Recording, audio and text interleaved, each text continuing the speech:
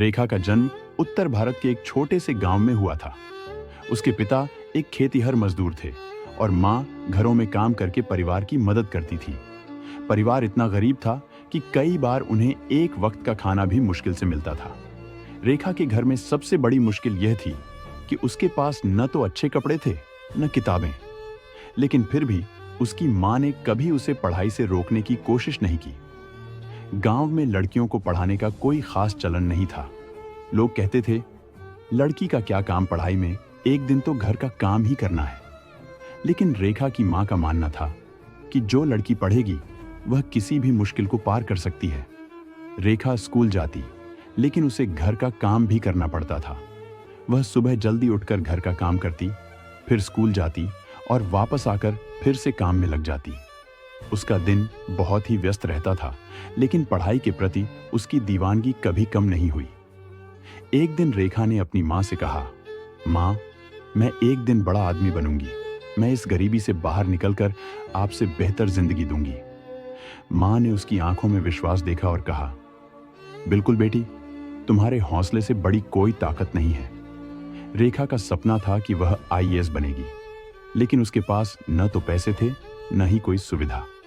उसने अपनी मेहनत और दृढ़ संकल्प से इस रास्ते की शुरुआत की। उसने स्कूल में ही टॉप किया और फिर उच्च शिक्षा के लिए शहर में दाखिला लिया। गांव से शहर जाने के बाद उसे न सिर्फ पढ़ाई में दिक्कतें आईं, बल्कि उसे एक नए माहौल में भी सामंजस्य बिठाने में परेशानी हुई।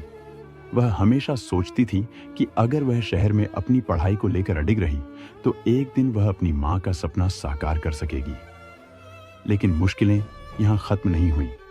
शहर में रेखा के पास रहने के लिए कोई जगह नहीं थी, इसलिए वह रात को पढ़ाई करती और दिन में छोटे मोटे काम करके पैसे कमाती।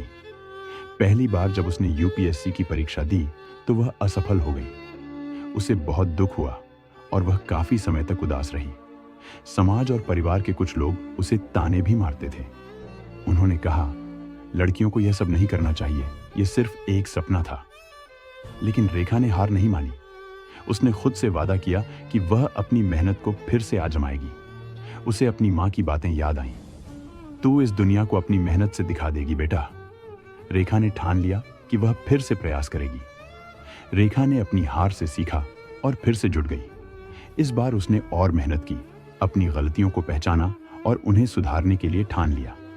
उसने यूपीएससी की परीक्षा के लिए खुद को पूरी तरह से समर्पित कर दिया। शहर में वह एक बुक्स शॉप पर काम करती और खुद की पढ़ाई भी करती।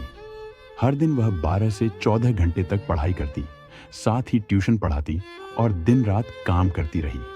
उसकी पढ़ाई की दिनचर्या इतनी कठोर थी कि कई बार उसे भूखा भी सोना पड़ता, लेकिन उसकी मेहनत और आत्मविश्वास कभी कम नहीं हुआ। रेखा ने हर दिन खुद से एक सवाल पूछा, क्या मैं अपने सपने को पूरा कर सकती हूँ? और हर बार उसका जवाब था, हाँ, मैं कर सकती हूँ। दूसरी बार जब रेखा ने यूपीएससी की परीक्षा दी तो उसका मन पूरी तरह से शांत था। इस बार उसने खुद को पूरी तरह से तैयार किया था और जब रिजल्ट आया तो उसका नाम टॉप लिस्ट में था। वह एक आईएएस अधिकारी बन चुकी थी। उसकी आंखों में खुशी के आंसू थे और उसने अपनी माँ को फोन पर सबसे पहले बताया, माँ, मैं आईएएस बन गई हूँ। जब रेखा अपने गांव लौटी तो उसे देखकर गांव के लोग हैरान थे। पहले वही लोग जो उसे ताने मारते थे, अब उसका स्वागत करने के लिए खड़े थे। गांव में उसका स्वागत एक उत्सव जैसा था। रेखा ने अपनी माँ का हाथ पकड़ा और कहा, माँ, यह तुम्हारी मेहनत का फल है।